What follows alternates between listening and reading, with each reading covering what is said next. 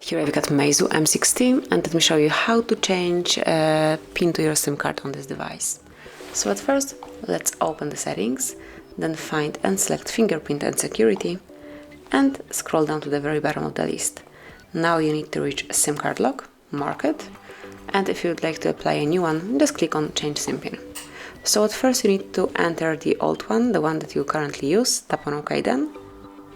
Okay, so I just tapped in the other, tap on OK, and now provide a new one. So it can be 2580, click on OK, and re-enter the new one to confirm. Tap on OK, and that's it. As you can see, SIM pin has been changed.